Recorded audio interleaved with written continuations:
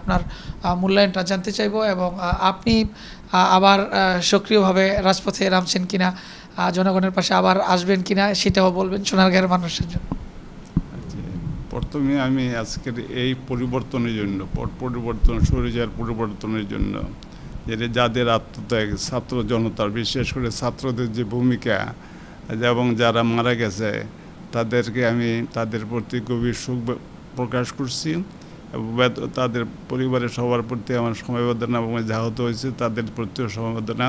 এর সাথে সাথে এই স্বৈরাচার পতনের সে বিএনপির আন্দোলন থেকে শুরু করে আজ পর্যন্ত যত লোক মারা গেছে এবং যত লোকের বিরুদ্ধে যেগুলো বলা হয়তো যে মামলা, যেগুলো গায়েবী মামলা, লক্ষ লক্ষ মামলা, লক্ষ লক্ষ কর্মী তাদেরকে এই যে হয়রানি করা হয়েছে তাদের প্রতিও সমবেদনা জানাচ্ছি। এই পরিবর্তনের জন্য বিশেষ করে ছাত্র সমাজকে আমি আমার অন্তরের অন্তঃস্থল থেকে, আমার দলের পক্ষ থেকে, আমার এলাকার পক্ষ থেকে তাদেরকে আমি আন্তরিক ধন্যবাদ জ্ঞাপন করছি। আর সোনারগাঁয়ের রাজনীতিতে যখন আমি পার্টির প্রথম থেকে, যা পার্টির জন্মলগ্ন থেকে আমি সেই জাগদল থেকে প্রথম থেকে সেখানে আমি জড়িত ছিলাম আর কি। কাজে তারপর আমি সেখান থেকে পরপর 4 বার আর এরশাদ বিরুদ্ধে আন্দোলন আপনার সক্রিয়ভাবে 9টা বছর আন্দোলন করছি। অনেক দিন বাড়িতে থাকতে পারি নাই। বাপ্পার দোয়ায়, জনগণের দোয়ায়, জনগণের ভোটে পরপর যখন 4 বার নির্বাচিত হলাম, সেই এলাকার সোনারগাঁর যে উন্নয়ন হয়েছে এখনও সেই উন্নয়নের 90% উন্নয়নের সেগুলো মেরামতো কেউ করতে পারতেছে না এবং এত শান্তিপূর্ণ ছিল, কোনো রকম কোনো বিরোধী দলের কোনো নেতা বলতে পারবে না যে কারাদের বিরুদ্ধে কোনো দিন মামলা হয়েছে। কাজে সেই জনগণ আবার ফিরে যাচ্ছে আর আমিও সেটা যেহেতু একটা শান্তিপূর্ণ পরিবেশ আসছে, সেই শান্তিপূর্ণ পরিবেশে আমি আগেও জড়িত ছিলাম 2018 নির্বাচনে। 2018 নির্বাচন করেছি। 2018 নির্বাচনে মনোনয়নের জন্য আমার জন্য হাজার হাজার লোক মিছিল করেছে, শান্তিপূর্ণ পরিবেশ ফিরে আনার জন্য চেষ্টা করতে, যে মানুষের মন জয় করে, আমাদের কোনো প্রতিহিংসা না, মানুষের মন জয় করে আমাদেরকে আগাইতে হবে। আমাদের প্রতিহিংসা, আমাদের একদিন চেয়ারম্যান সাহেব সে সুন্দর কথা, একই কথা বলেছে যে আপনারা কোনো রকম মানুষের মন জয় করে তারপর আমাদের ক্ষমতায় আসতে হবে, কোনো জোর জুলুম অত্যাচার করতে হবে তার বিরুদ্ধে অ্যাকশন নেওয়া হবে আর কি জন্য। আর দলের যেগুলো আছে সেগুলোর বিরুদ্ধে আমরা দলীয়ভাবে, আইনগতভাবে সে ব্যবস্থা নেব করলে, যদি আমাদের যে শিক্ষা প্রতিষ্ঠান বললেন আমরা সেটা প্রতিবাদ করছি যে এটা কিছুতে হওয়া উচিত না। এটা কিছু উচ্ছৃঙ্খল ছেলে পেলে যেগুলো ছাত্রও না, তো কাজে সেইখানে সেই কলেজে গিয়া আপনার জোর করে এক প্রিন্সিপালকে আপনার পদত্যাগ পত্র নেন, কিন্তু এখন ছাত্ররা উল্টা তার বিরুদ্ধে যে করছে তার বিরুদ্ধে সেখানে হচ্ছে আর কি। তো এটা উপরে মহলে অলরেডি জানানো হয়েছে, সেই ব্যবস্থা নেওয়া হচ্ছে অলরেডি। এখন কিন্তু অনেক বিএনপির কর্মীরা আবার নতুন করে হয়রানির শিকার হচ্ছে, বিভিন্ন জায়গায় বিশৃঙ্খলা পরিবেশ দেখা যাচ্ছে। তা আপনারা দলগতভাবে সেটা কিভাবে মোকাবেলা করছেন এবং বিএনপির ইমেজ এতে নষ্ট হচ্ছে কিনা? এতে বিএনপির অবশ্যই ইমেজ নষ্ট হচ্ছে। এটা তো যার জন্য পার্টির মহাসচিব বারবারই একই কথা বলতেছেন, কিছু এখানে লোক ঢুকে গেছে আমাদের মধ্যে। তারা একটা গ্রুপ বেস্টেড আমাদের বেদে একটা গ্রুপ আছে যারা পলিটিক্যাল সম্বন্ধে আপনারা শোনাও গেলে বুঝতে পারবেন। তাদের সম্বন্ধে আমি কারোর সম্বন্ধে কোনো সমালোচনা করতে চাই না। এটা দলগতভাবে এটার ব্যবস্থা হবে। এই বিশৃঙ্খলা যারা করতেছে তাদের দলগতভাবে সেই ব্যবস্থা হবে। দলের ভারপ্রাপ্ত চেয়ারম্যান তারেক রহমান তিনি কিন্তু বলেছেন যে আগামী যে নির্বাচন, প্রিয় নাম্বার সেট করে বিকাশে সেন্ড মানি করুন ফ্রি। জনপ্রিয়তা দিয়েই মানুষের মন জয় করেই সেই ভোটে আসতে হবে। তো সেই ক্ষেত্রে আপনি কি মনে করেন যে বরাবরই আপনি এমপি ছিলেন, সোনারগাঁয়ে আপনি জনপ্রিয় নেতা ছিলেন, এখনও কি মানুষের মন জয় করে কিংবা সেই আপনাদের প্রতি আস্থা সেটা আছে কিনা? অবশ্যই সে আস্থা আছে। জনগণ মনে প্রাণে তারা যাচ্ছে যে আমি আবার শক্তি, আরও সক্রিয় তো ছিলামই, এখন আরেকটু বেশি সক্রিয় হয়ে তাদের সাথে আমি কাজ করার জন্য আমি অলরেডি মাঠে আছি। কয়েকটা মিছিল আমার যারা কর্মী, অনেক আমার পুরো কর্মী বলতে গেলে আপনি খবর নিতে পারবেন যে মানে আমি যখন 91-এ প্রথম নির্বাচন করি 77 সেন্টারের মধ্যে 70 সেন্টারে আমি জয় করছিলাম, 7টা সেন্টার প্রথম করছিলাম।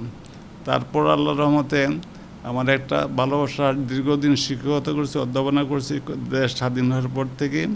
সেই দেশ স্বাধীন হওয়ার পর থেকে আপনার মানে ওই অধ্যাপনা আর কিছু শিক্ষকতা ছিল সাথে পাশে, যে কলেজ আর স্কুল একসাথে কাছাকাছি ছিল। কাজে সেই আমার অনেক ছাত্ররা অনেকে অনেক পদ্ধতি, যখন পার্টি আসলো তখন এই প্রেসিডেন্ট জিয়াউর রহমান সাহেব আমাদেরকে ডাক দিয়া প্রথমে পার্টিতে জয়েন করাইলে কাজ করার জন্য মানে নির্দেশ দিলেন। তাই এখন আমার সেই অবশ্যই এই জনগণের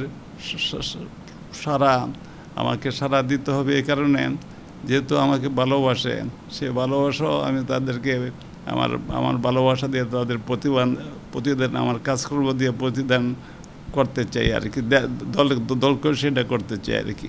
স্যার, আপনার দলের মধ্যে কিছুটা বিতর্ক আছে যে অনেকেই বলছেন এখন যে দলের যখন খুব ক্রাইসিস সময় ছিল মাঠে আপনাকে পায়নি, বিশেষ করে আপনার নেতাকর্মীরা অনেক সময় দেখা গেলো যে দীর্ঘদিন আপনাকে রাজনীতিতে সক্রিয় দেখা যায়নি। তো কেন সক্রিয় দেখা যায়নি এবং এখন আপনি আসছে সেইটা দলের নেতাকর্মীদের কাছে সে আস্থার জায়গাটা রয়েছে কিনা? না, এটা মোটেই তাদের কথাটা সত্য না। যেটা বললাম 2018 নির্বাচন, এই 4-5 বছর আগে 2018 নির্বাচন, যেখানে আমি হাজার কর্মী আমার পক্ষে কাজ করতেছিল। তো যদি চুপ থাকতাম তাহলে তারা আসতো না, আমার পক্ষে আসতো না। যেমন আজকে যারা আজকে বর্তমান কমিটিতে যারা আছে, এর মধ্যে জাফর সাহেব ছিলেন সভাপতি, সে আমার পক্ষে নমিনেশন কিনেছিল। তারপর পৌরসভার যে সভাপতি ছিল মোশারফ, তারা আমার পক্ষে নমিনেশন কিনে সাপোর্ট দিয়ে বলছিল যে আমরা সবাই, আমার হাজার লোক। যেদিন আমি বললাম যে আমি নির্বাচনে যাব না, যেদিন নমিনেশন পেপার দিবে যে নমিনেশন, আমি নির্বাচনে যাব না, কাজে নির্বাচনের সুন্দর পরিবেশ নাই বলে 2-3 বছর তারপর এখানে বৈশাখ যে সমস্ত কর্মীর বিরুদ্ধে মামলা মোকদ্দমা হয়েছে, তাদের জন্য যতটুকু সহযোগিতা করার আমি সহযোগিতা এইভাবে করি, কাউরে প্রকাশ করে সেটা করি না। আমি খুব গোপনে সবারই বলে দেই। ইভেন কি ইলেকশনের সময় যদি কোনো খরচ করতাম, এক হাত জানতো আর এক হাত জানতো না, এরকম হইতো আর কি। তা কাজেই আমি সেটা আমার যারা কর্মী আছে জিজ্ঞাসা করলে তারা বলতে পারবে যে তাদের কতটুকু আমি সহযোগিতা করছি। কাজে আমি আমার যারা বিরুদ্ধচারণ করেন তারা কয়েকটা লোক, আপনি দলমত নির্বিশেষে সেখানে যদি অন্য দলের লোকেরা একত্র হয়তো অনেকে নাই এখানে, সবারই সাধারণ লোকরা যদি একটা রিক্সাওয়ালারে যদি জিজ্ঞাসা করেন, তারা আপনার কথা আল্লাহর আমার কথা বলবে আর কি। মানে অনেক উন্নয়ন যেগুলো চিন্তার বাইরে, এই জন্য কিছু আমাদের নেতারা আমার প্রতি হিংসা করতো আর কি, যে মানে আপনার মানে এখানে উনি এত কাজ করতেছেন, আমরা এত পাচ্ছি না কেন। এই যে বাইপাস রোড, যেটা মদনপুরতে যে বাইপাসটা রোস্ট হইল, এটা মদনপুর প্রথমে এর কাজটা শুরু করলাম আমি। এখন একটু প্রেক্ষাপট চেঞ্জ হয়েছে, বিএনপি নেতাকর্মীরা একটু হয়তো স্বস্তির ফেলবে, কিন্তু আমরা এখন দেখছি যে বিভিন্ন জায়গায় হামলার শিকার কিংবা লুটতরাজের শিকার হচ্ছে এবং বিএনপির অনেক নেতাকর্মীরা মামলাও দেওয়া হচ্ছে। এই ক্ষেত্রে তারা কিভাবে মুক্তি পাবে? এই যে বিএনপির বিরুদ্ধে কিছু কর্মীর বিরুদ্ধে মামলা দিচ্ছে, যেটা আমাদের পার্টির মহাসচিব বা পরিষ্কার বলছে যে কিছু মামলা যেগুলো হচ্ছে সেটাও তদন্ত করে যেন মামলা না হয় আর কি, এটার বিরুদ্ধেও অ্যাকশন না হবে, যারা অভিযোগ যেগুলো যাচ্ছে সেই হিসাবে অ্যাকশন না হবে আর কি আপনার কাছে। তাদেররা যারা এসে সমস্ত করতেছে, আমরাও প্রতিবাদ জানাচ্ছি। সেদিন আপনি খেয়াল করছে জানতে পারবেন, কিছুদিন আগে আমাদের ছেলেরা এটার জন্য প্রতিবাদ করা মিছিলও করছে যে এই মিথ্যা মামলা এগুলো চলবে না। তারপর এখন জুলুম করে যে সমস্ত জুলুম হচ্ছে, এই জুলুমের কথা বলতে গেলে নিজের দলের উপর নিজের সমালোচনা মোটেই না। সে দল দায় নেবে না, দল তার মানে মানে আইনগত তার ব্যবস্থা সে আগের থেকে নিশ্চয় মানে অলরেডি শুরু হয়ে গেছে। যে কিছু শিক্ষা প্রতিষ্ঠানেও স্যার জোরপূর্বক বল প্রয়োগ করে অনেককে সরিয়ে দেওয়া হচ্ছে, বিভিন্ন প্রতিষ্ঠানগুলো বেদখল হয়ে যাচ্ছে। অনেকে এখন সোনারগাঁ আপনি জানেন যে প্রচুর ব্যবসা বাণিজ্যের একটা হাব হয়ে গেছে, তো ব্যবসায়ীরা কি আসলে নির্বিঘ্নে ব্যবসা করতে পারবে? অবশ্যই আমি সেই আশ্বাস তাদেরকে দিচ্ছি, যাতে কোনো রকম কেউ যদি চাঁদাবাজি করে আমাদেরকে যদি জানায় তাৎক্ষণিক সেটা আমরা আইনগত ব্যবস্থা, দলীয়গত ব্যবস্থা সেটা আমরা নেব।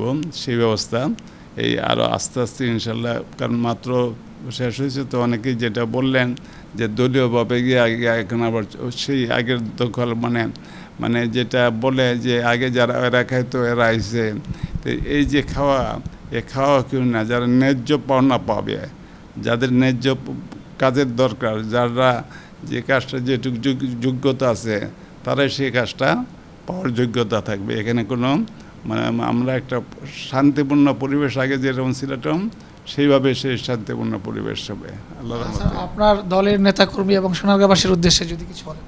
আমার নেতাকর্মীরা, তাদেরকে আমি ধন্যবাদ দিই যে আমাদেরকে তারা যে মনে প্রাণে চায়, আমার জন্য কাজ করতে চায়, কাজ করতেছে অলরেডি মাঠে মাঠে গ্রামে গ্রামে কাজ করতে চায়। কাজে সেভাবে আমরা বন্যা নিয়ে ব্যস্ত আছি বলে এখন এলাকায় সেভাবে আমি যেতে পারতেছি না। মানে বন্যায় বিভিন্ন ত্রাণ তহবিলে ত্রাণ প্রতিটা ইউনিয়ন থেকে ওয়ার্ড থেকেও আমরা ত্রাণ কমিটি, ছাত্রদল, যুবদল, স্বেচ্ছাসেবক দল, অঙ্গ সংগঠন, বিএনপি সবাই এখানে যাচ্ছে আর কি। আমার এই প্রোগ্রাম প্রায় বন্যা শেষ না হওয়া পর্যন্ত চলবে আমার এই প্রোগ্রাম। তারপর বন্যার পর আমরা আবার সেইভাবে সারা পুরোপুরিভাবে সেভাবে প্রত্যেকটা ইউনিয়ন আমরা চষে বেরবো, আগে যেভাবে কাজ করেছিলাম সেভাবে কাজ করবো আল্লাহর রহমতে।